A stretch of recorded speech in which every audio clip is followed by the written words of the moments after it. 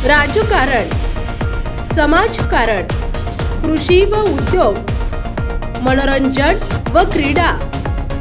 आपण पाहत आहात न्यूज 18 महाराष्ट्र, आवाज महाराष्ट्राचा।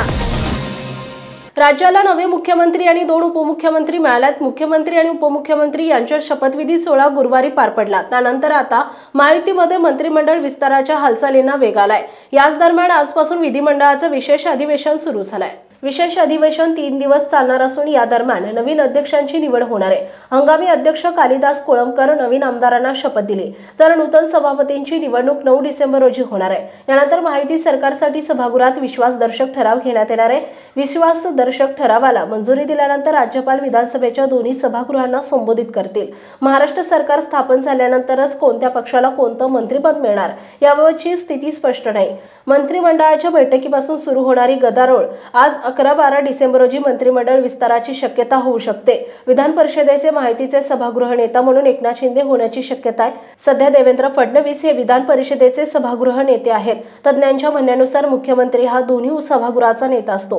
कामकाजाच्या सोयीसाठी हे पद नियमानुसार मंत्री महोदयाकडे जाऊ शकते। शिंदे हे मंत्री झाल्यावर सभागृहातील त्यांना कामकाजात सहभागी होता येईल, परंतु त्यांना मतदानाचा अधिकार नसेल। प्रोटोकॉलनुसार माहिती सरकारमध्ये 1 नंबरला देवेंद्र फडणवीस आहेत, त्यानंतर 2 नंबरला एकनाथ शिंदे आणि 3 नंबरला अजित पवार आहेत। एकनाथ शिंदे यांनी दुसऱ्या क्रमांकावर शपथ घेतली आहे, त्यानुसार त्यांना हे पद मिळू शकते। दुसरीकडे महाराष्ट्र मंत्रिमंडळ विस्ताराबाबत महापरिषदेची मोठी बैठक होऊ शकते।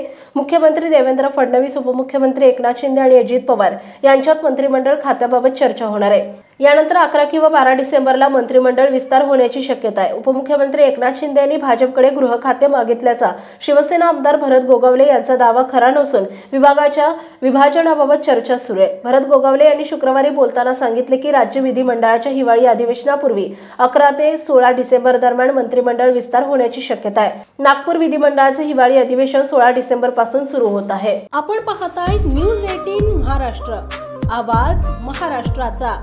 उत्तर महाराष्ट्रासह महाराष्ट्रातील बातम्या मिळवण्यासाठी आमच्या न्यूज 18 महाराष्ट्र या न्यूज चॅनलला सबस्क्राइब करा आणि बेल आयकॉन दाबा।